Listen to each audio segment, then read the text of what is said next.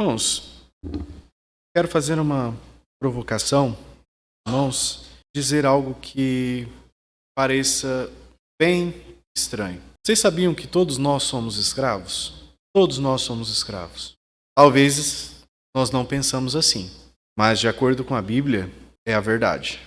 Todos nós somos escravos. Você pode estar se perguntando aí, se dizendo na sua mente, refletindo sobre o que eu acabei de dizer. Será? O irmão Renan está viajando. Eu sou livre. Eu sou livre. Posso fazer o que eu quiser. Posso fazer as minhas próprias coisas. Sou livre. Sou um escravo. E é o que eu pergunto novamente. Será? Será que realmente você é livre e pode fazer tudo o que você quisesse? Vou fazer algumas perguntas e tire as suas conclusões. Você pecou semana passada? Você perdeu a paciência? Disse alguma palavra indelicada a alguém?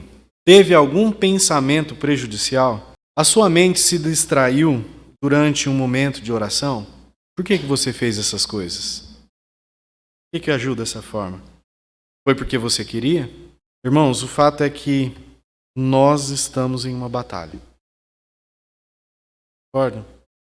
Nós estamos em uma batalha e a Bíblia afirma que todos nós somos escravos. Eu sou, você é, todos nós. Mas a pergunta central dessa mensagem é: quem é o nosso Senhor? Em Romanos 6, na terminologia de Romanos 6, nós vamos estudar, nós vemos que ou eu sou escravo do pecado, ou eu sou escravo da justiça. Quem que é o seu mestre hoje? E com essa pergunta em mente, nós vamos explorar a mensagem então de Romanos 6. Para quem quiser depois dar uma olhada, dos versículos, Romanos 6, dos versículos 8 ao 14, nós vamos falar sobre a guerra contra o pecado, só que a guerra contra o pecado pessoal. E se nós quisermos vencer o pecado, nós precisamos entender duas questões. A primeira é a nossa posição. Para vencer o pecado, nós precisamos estar em Cristo. Se estivermos em Cristo, morremos com Cristo. E além disso, nós vivemos com Cristo. E temos o potencial, então, de vencer o pecado por causa da nossa posição em Cristo. Nós também temos que aprender sobre uma segunda questão, que foi desenvolvida no versículo 11 ao versículo 14. E nós vemos que é a nossa prática. Se nós quisermos vencer na vida, nós precisamos dar 4 passos diários. Primeiro, conforme diz o versículo 11, devemos considerar, ou seja, devemos afirmar a verdade.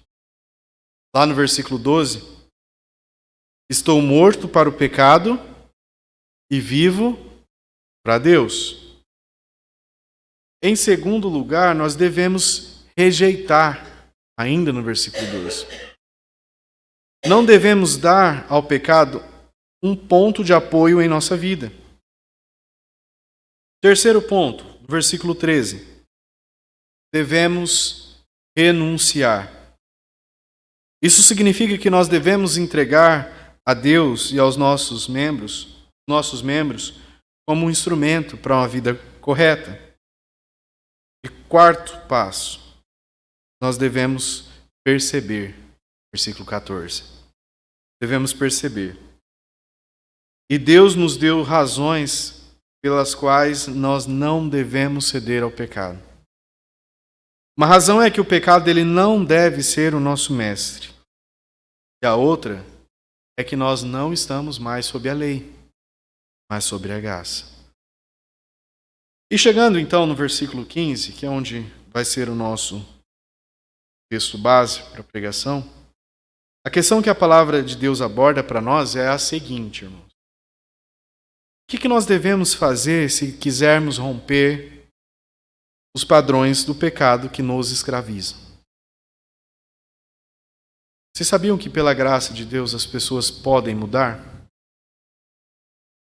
Quem nunca disse, isso aí não tem jeito, não muda. Mas pela graça de Deus, as pessoas podem mudar. Nós podemos mudar.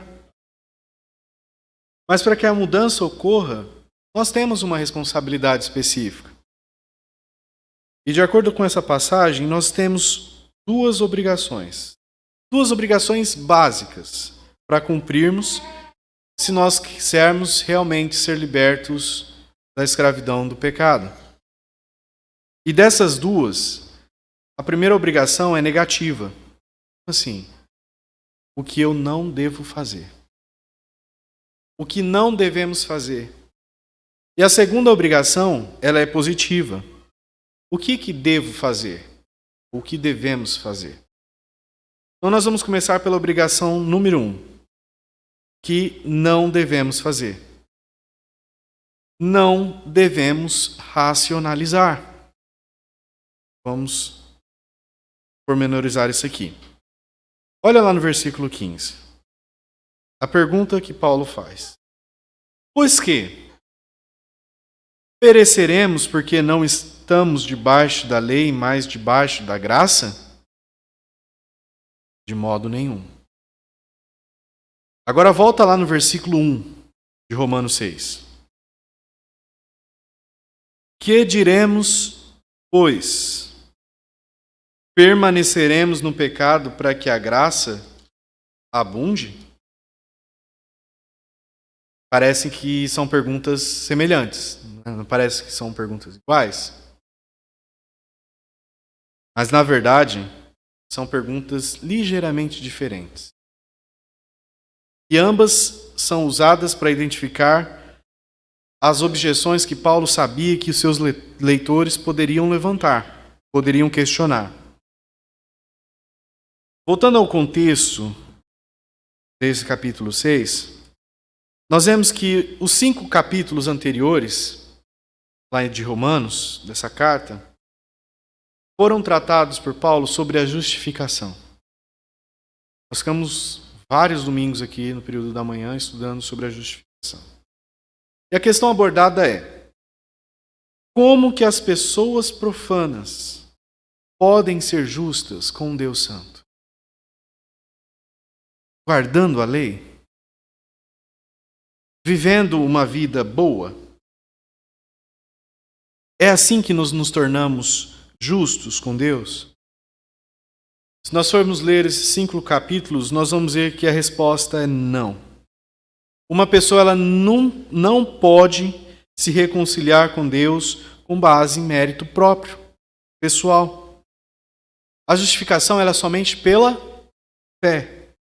Somente em Cristo, mediante a graça. Então o pecador ele não pode se tornar justo.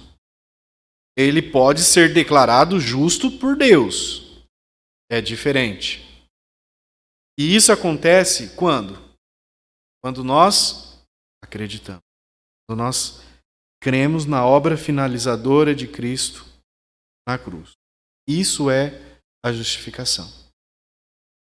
E algumas pessoas podem ouvir essa doutrina da justificação e chegar a uma conclusão, mas uma conclusão errada.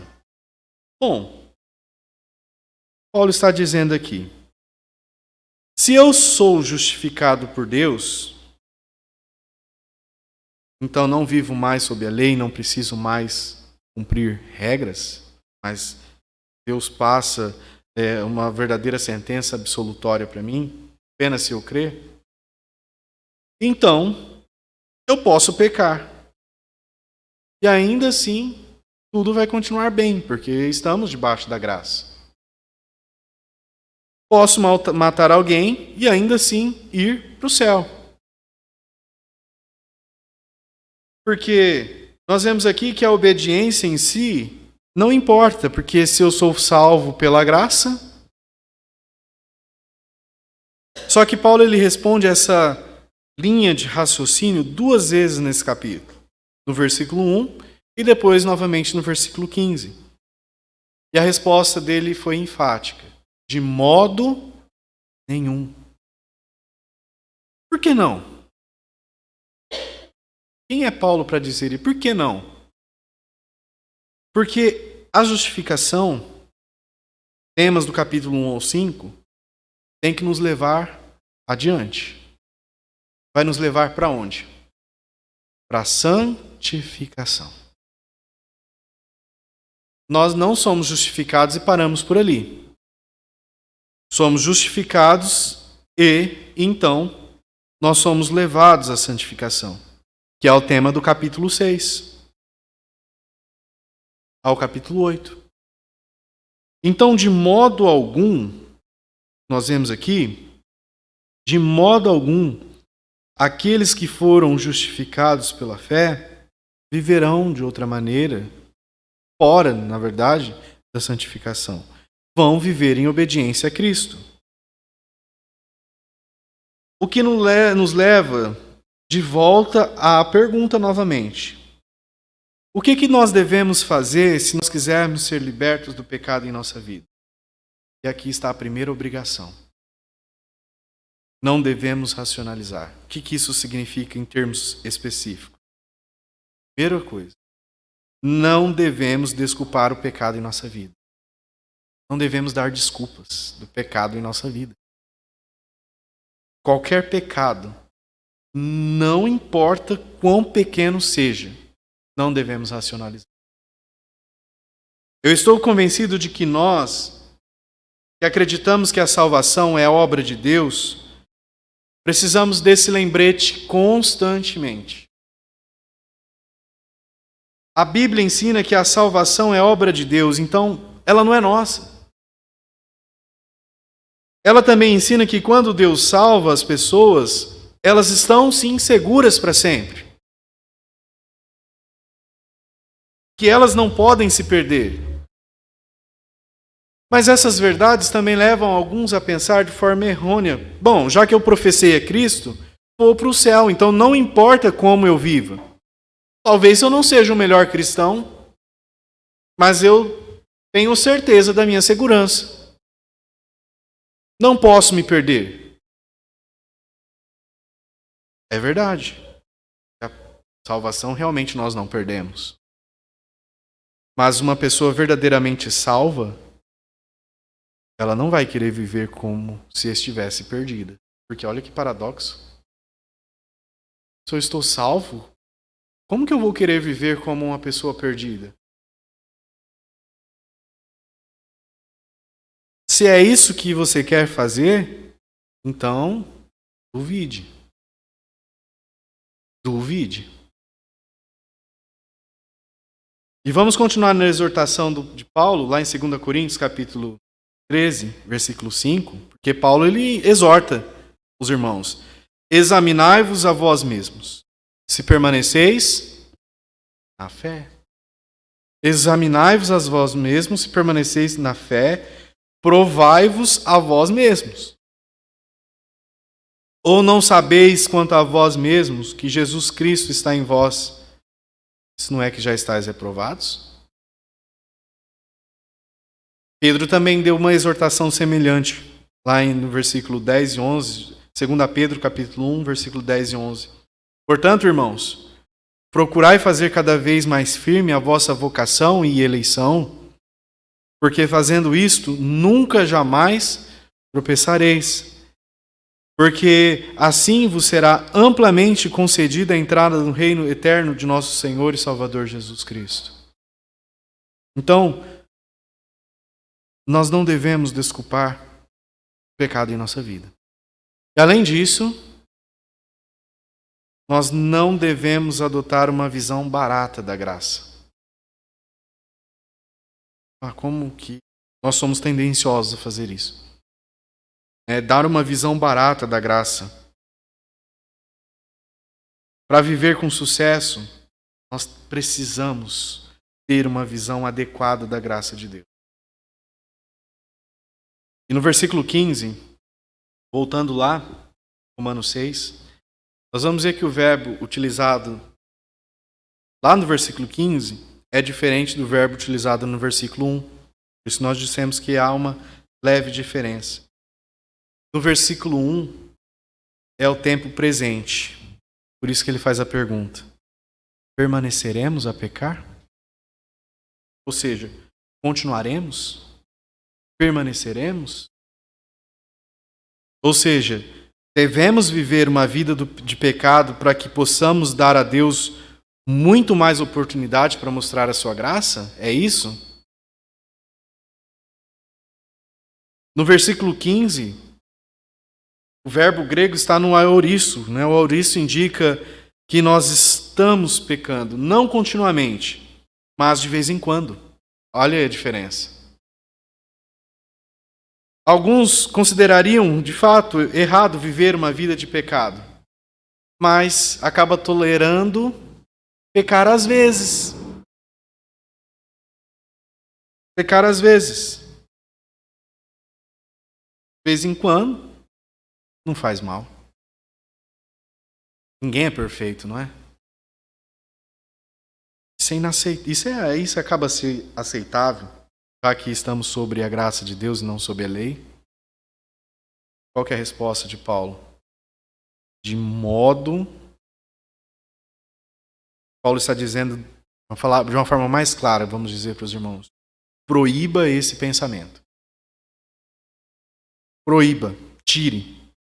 Todos nós somos propensos a racionalizar o pecado, não é mesmo? É sutil, irmãos. Todos nós. Especialmente se aos meus olhos o meu pecado não for tão grande quanto o seu. Eu não é tão grande quanto o pecado do irmão. Então, Deus sabe que eu não posso ser perfeito. Ele vai entender um pouco do pecado de vez em quando. Ele é um Deus de graça. Nunca veremos os padrões de pecado serem quebrados em nossas vidas até que nós paremos de fazer isso. E essa é a nossa primeira obrigação. Tem um hábito de pecado pecaminoso em sua vida? Nunca teremos vitória até que chamemos esse hábito pelo nome que Deus lhe dá. Qualquer padrão de comportamento que não seja encontrado na vida de Cristo é pecado. Então, posso ser específico também e citar alguns hábitos que nós não encontraríamos, por exemplo, na vida de Jesus. Gula, endividamento, preguiça, comportamento violento, roubo, embriaguez, compras compulsivas, fofocas, nicotina, desleixo. Olha, você consegue imaginar e ver alguma dessas coisas na vida de Cristo? Então, tão pouco deveria estar na vida de um seguidor de Cristo. Mas podemos ainda estar pensando, eu sei que o que eu estou fazendo é errado, eu quero mudar, mas meu problema é grande. Como nós dissemos, a mudança é possível. Talvez a gente esteja preso em um hábito pecaminoso por anos, mas lembra dos 3 tempos da salvação? Nós somos libertos do poder do pecado. Nós somos libertos. Então você pode mudar. Preciso lhe dizer que é de fato difícil, mas há uma grande diferença entre ao que é difícil e ao que é impossível. A partir do momento em que somos salvos, já não é mais impossível. É possível. É difícil, mas é possível. E como que nós podemos nos libertar? Então, fazendo um apanhado, nós não devemos racionalizar, e é por aí que nós devemos começar. E depois nós precisamos daquela segunda obrigação. Devemos reconhecer a verdade. Versículo 16. Olha, observe. Não sabeis vós que a quem vos apresentardes por servo para lhe obedecer, sois servos daquele a quem obedeceis? Ou do pecado para a morte, ou da obediência para a justiça? Lá em Corinto, no primeiro século, Paulo, ele morava onde ele morava, quando ele escreveu essa carta para os irmãos da Roma, pelo menos 1/3 da população era escravo. E quase o mesmo número poderia ter sido escravo daqueles que estavam libertos. E os leitores de Paulo, eles sabiam muito bem do que Paulo estava falando sobre a escravidão. E ela era um fato na vida lá no Império Romano.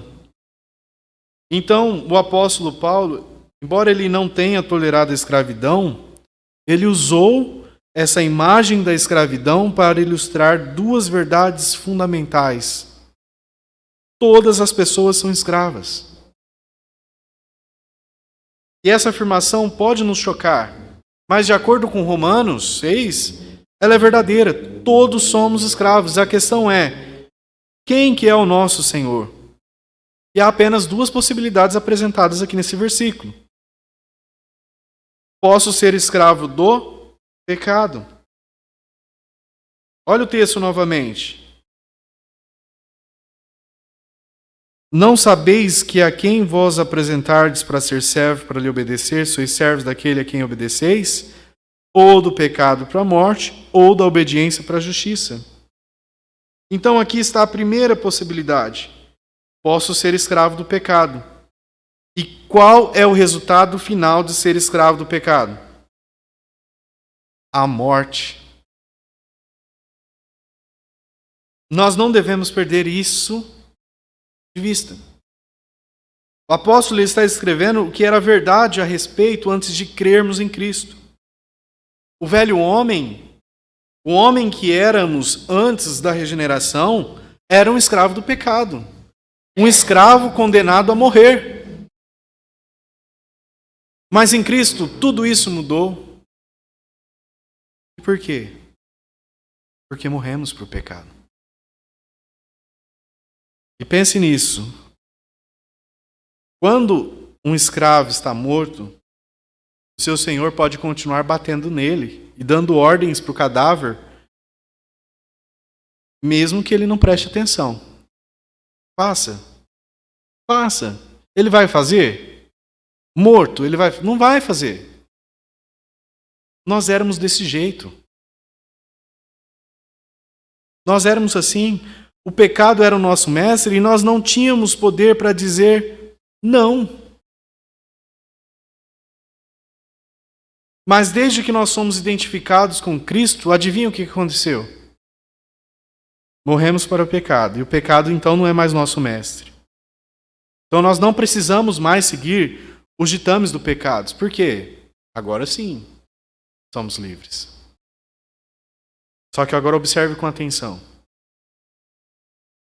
Qual que é o resultado da nossa liberdade? Surpresa.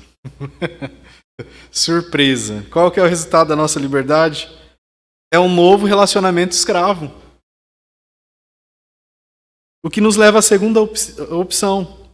Posso ser escravo do pecado ou posso ser escravo da justiça.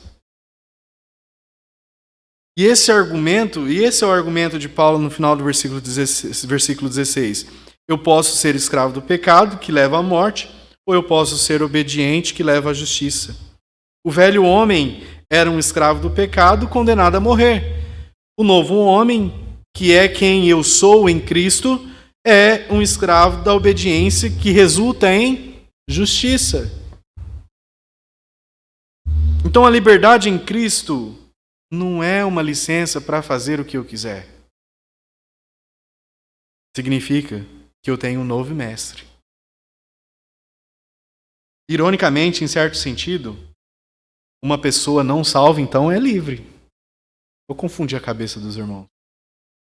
Mas, ironicamente, é isso. Uma pessoa não salva, então ela é livre. Por quê? Porque ela está livre da justiça. E é isso que o versículo 20 indica. Olha lá no versículo 20. Quando eram escravos do pecado, estavam livres do controle da justiça. Mas assim como o filho pródigo, olha lá, filho pródigo. A liberdade entre aspas, da pessoa não salva, estava levando aquele filho para onde? Para a morte. Para o fundo da escravidão.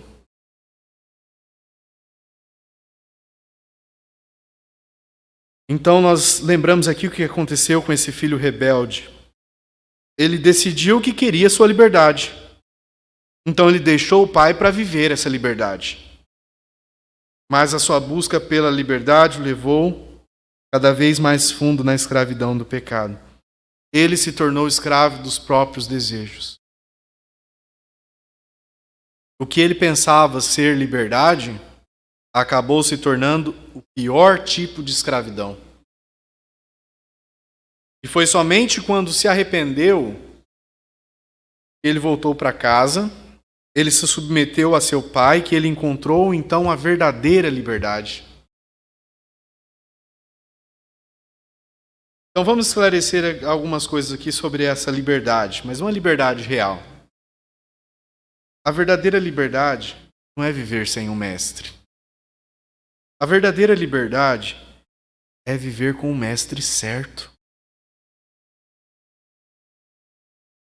No início, o homem ele foi criado para servir seu Criador. Mas o pecado de Adão causou curto-circuito nesse projeto. O homem tornou-se escravo do pecado. E aqui nós encontramos a beleza da salvação. Como crentes em Cristo, nós somos livres para viver da maneira que Deus nos criou para viver. Sabe quando nós damos o reset e volta ao estado original? É a mesma coisa. Então nós voltamos a viver da maneira como Deus nos criou para viver. Não como nossos próprios senhores, mas como servos da justiça. Eu digo, pensa no seu amigo neste momento. Ele não pode viver dessa forma. Ele não pode fazer o que ele quer. Mas em Cristo, nós somos libertos para viver da forma livre. Mas em Cristo, nós somos libertos para viver e servir a Deus. O seu amigo não salvo não pode. A vida cristã, irmãos, é uma vida na qual nós conhecemos e obedecemos a Cristo. E se quisermos ser libertos do pecado, esta é a primeira verdade que nós devemos compreender. Todos somos escravos. E você pode refletir sobre uma questão importante. Cristo realmente é meu mestre hoje? Só porque eu não roubo, só porque eu não minto, só porque eu não faço outras coisas que a lei proíbe, não significa que eu estou vivendo a vida cristã. Não significa. Eu posso estar vivendo uma vida moral e não uma vida cristã. Eu posso estar vivendo uma vida boa aos olhos das pessoas e não conhecer Cristo. Então, se Cristo é o seu mestre, você pode apreciar uma segunda verdade, que é a verdade vital, se quisermos ser libertos. No versículo 17 e 18, todos os que estão em Cristo passaram por uma mudança. Os leitores de Paulo tiveram isso. Ouça como que ele descreveu a mudança deles no versículo 17 e 18. Mas graças a Deus, que tendo sido servos do pecado, obedecestes de coração a forma de doutrina que fostes entregue. Olha a mudança.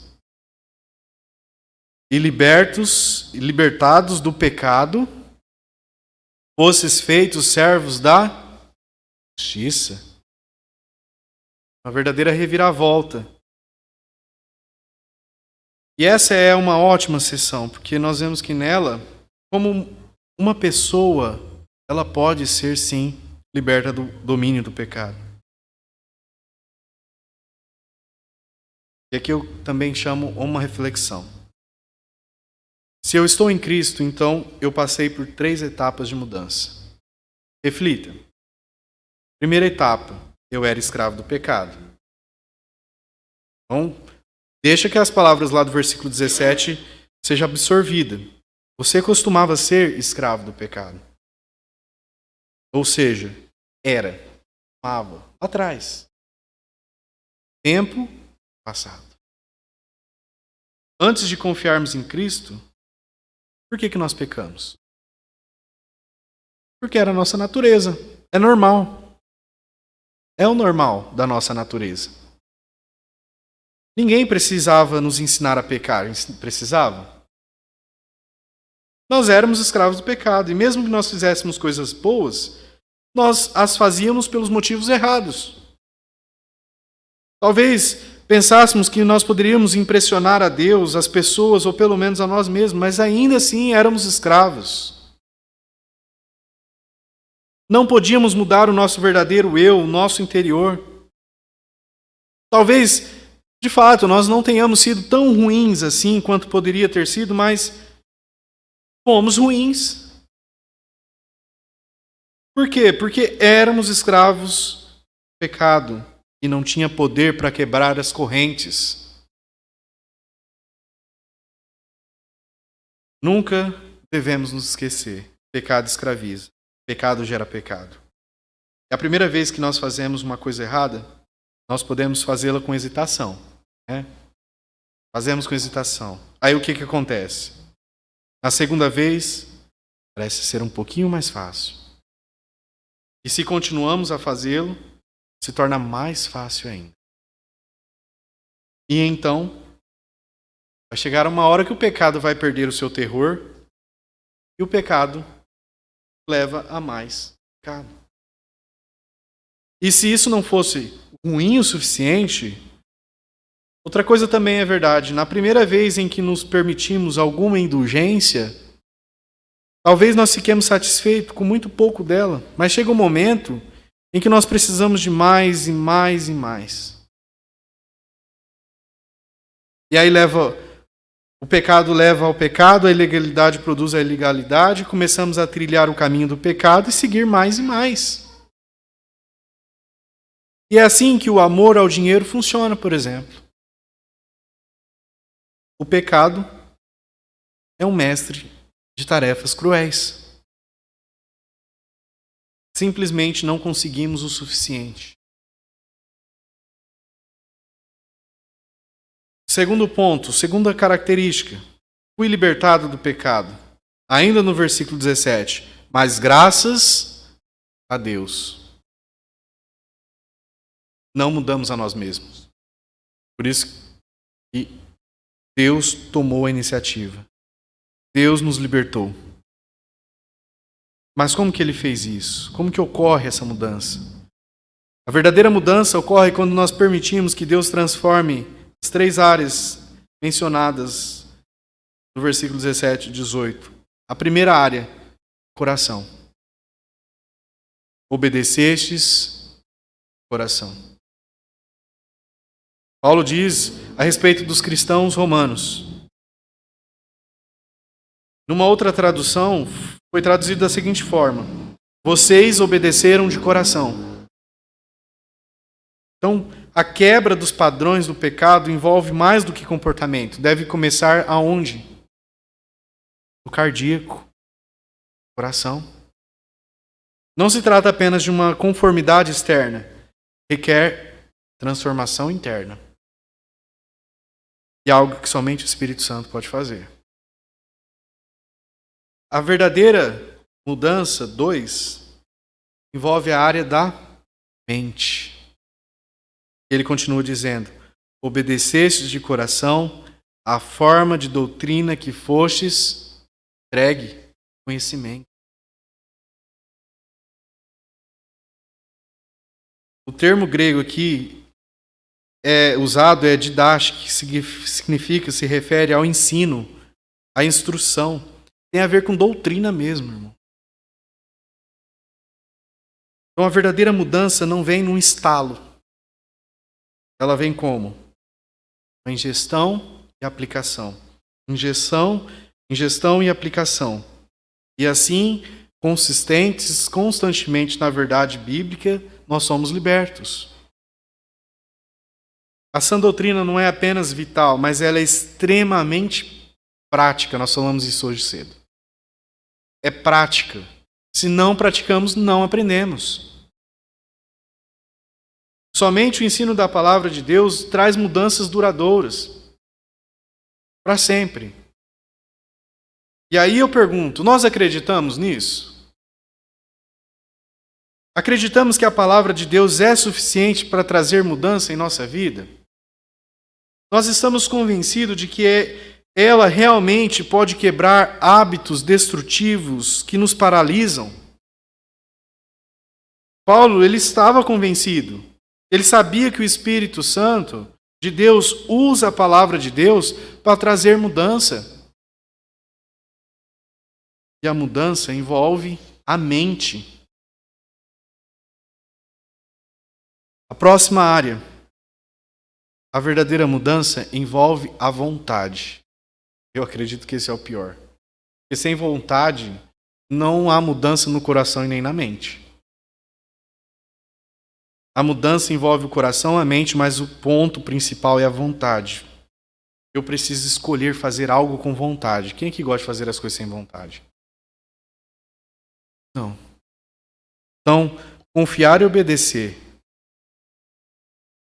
Mas tem que ser com vontade.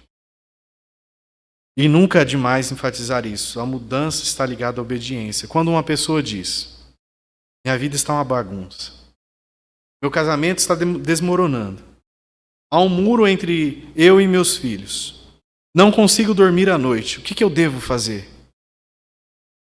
A pergunta que deve ser respondida primeiro é a seguinte: você tem obedecido à palavra de Deus? Quando a palavra de Deus diz, ame o seu cônjuge, ela não está dando uma opção. Não é? Ela não está dando uma sugestão. Quando ela diz, não abandone a igreja, ela não está te dando uma negociação.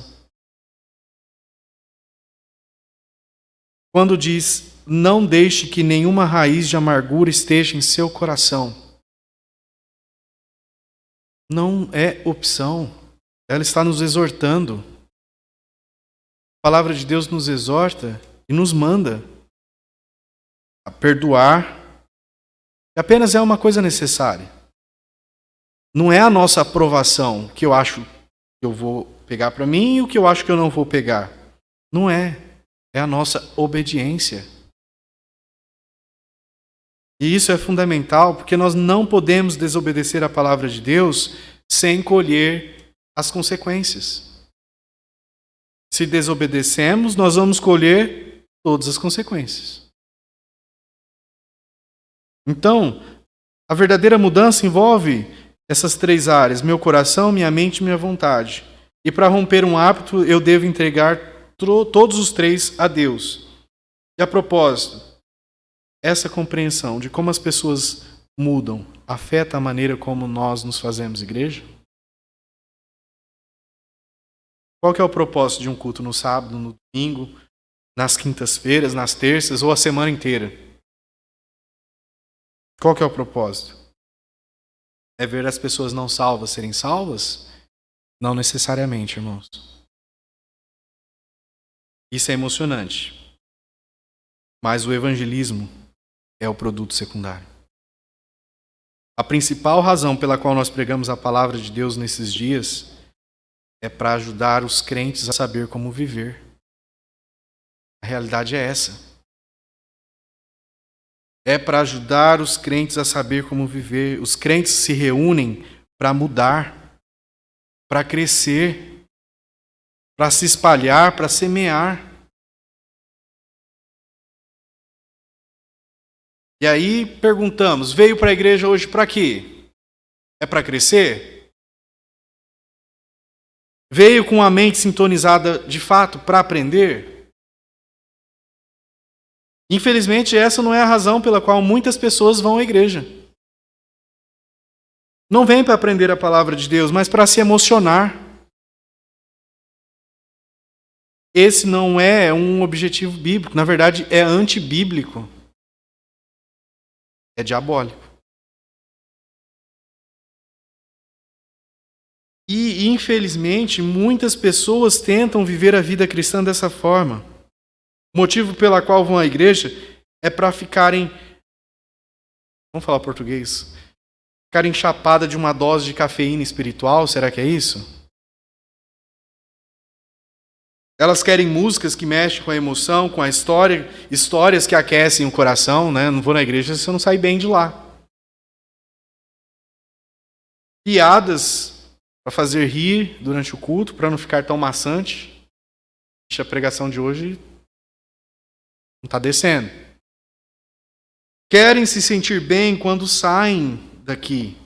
Mas de fato, irmãos, se julgam uma igreja boa ou não com base nesses critérios, se ela mexeu com o meu sentimento ou não, aqui não é o lugar correto. Quando saem da igreja, sentem-se muito bem, estão assobiando nos louvores a Deus, e como é bom ser cristão. Isso muda, por exemplo, quando você sai daqui e bate num carro ali fora. E aí, o que acontece? Aquele assobio, né? Aquele felicidade toda de estar, emocionante de estar na igreja, muda, né? Sentimento diferente se apodera. Quando o chefe incomoda na segunda-feira, logo na segunda-feira de manhã, a boa sensação do domingo foi embora. Agora é substituída pela raiva que nós não conseguimos controlar, pelo sentimento de frustração, desespero que não consegue afastar de nossas vidas. Concerto espiritual passou? Deus nunca pretendeu, irmãos, que vivêssemos concertos espirituais. Não é a vontade dele. O impulso emocional não vai nos mudar. Aprender e aplicar a carne e as batatas da palavra de Deus, sim. Uma das coisas que aprendemos são essas 3 etapas de mudança. Então, se eu sou cristão, fui escravizado pelo pecado. Segundo, fui liberto do pecado. E terceiro, versículo 18. Agora sou escravo da justiça. E é isso que o versículo 18 diz.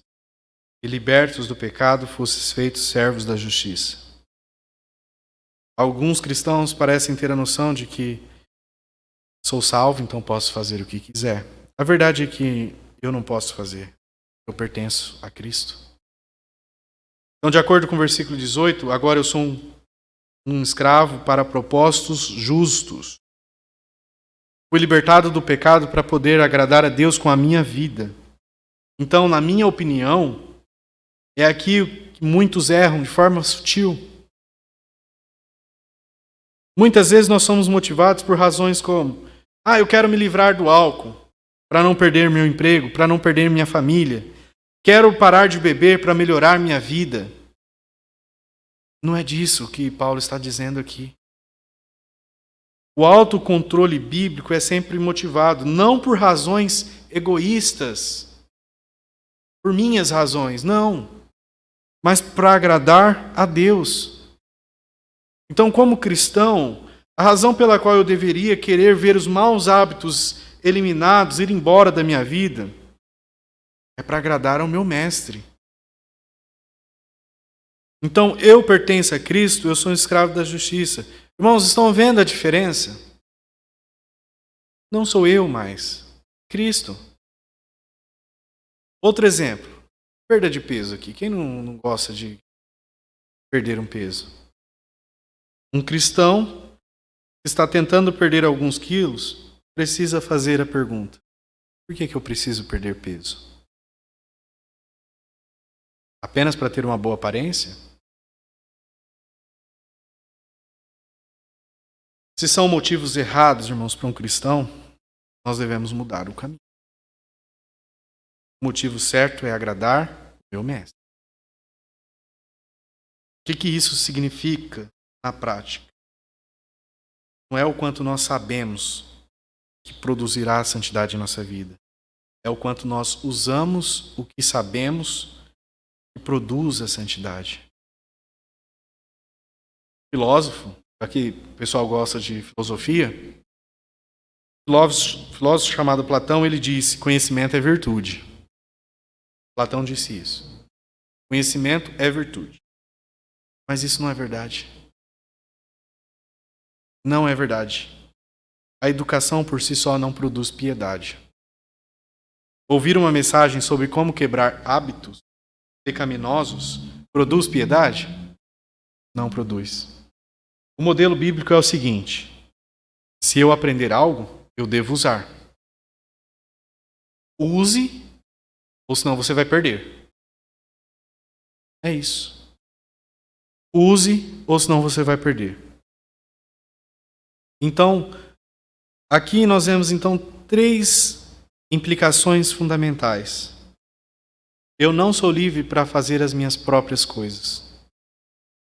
Então fala-se tanto em liberdade hoje, em dia, que nunca é demais nós enfatizarmos: se estamos em Cristo, nós somos libertos da escravidão.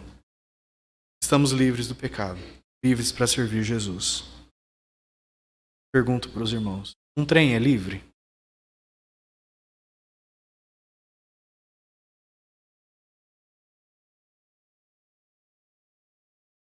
Não suporto esses trilhos restritivos. Não é? Não suporto esses trilhos restritivos. O trem sai dele? Não. Então, é um trem desgovernado se ele sair, não é? Fadado à destruição. Um trem, ele é livre quando ele corre nos trilhos projetados por seu Criador. Uma pessoa que tem vários relacionamentos abertos, por exemplo, é livre? Como as pessoas dizem por aí. Não, essa pessoa é escrava da paixão. A pessoa livre, ela é aquela que se submete ao padrão de Deus. Você pode afirmar isso hoje, será? Não sou livre para fazer minhas próprias coisas. Quem aqui tem coragem de dizer: sim, eu concordo? 2, eu sou livre para fazer o que é certo. E aqui não há meio termo. Não há nenhuma outra alternativa. Ou somos escravos do pecado ou escravos da justiça. A e B. Qual que você vai colocar o X? O salmista ele reconheceu isso quando ele escreveu o Salmo 116 e 16. Salmo 116 e 16. Ó Senhor, deveras teu servo, sou teu servo, filho da tua serva, soltastes as minhas ataduras. Estranho, não é? Ó Senhor, verdadeiramente sou teu servo. Sou teu servo, filho da tua serva. Tu me libertastes das minhas cadeias? Como? É o que nós acabamos de dizer, irmãos. É por isso que Deus nos liberta, para que possamos servi-lo. E uma implicação final: eu sou livre para mudar pelo poder de Deus, para a glória de Deus. Quer que as correntes de fato sejam quebradas, então devemos nos render ao Mestre. E Ele vai nos libertar da escravidão do pecado para que possamos servi-lo como nós fomos criados para fazer. Amém? Que Deus nos abençoe, irmãos. Abençoe todas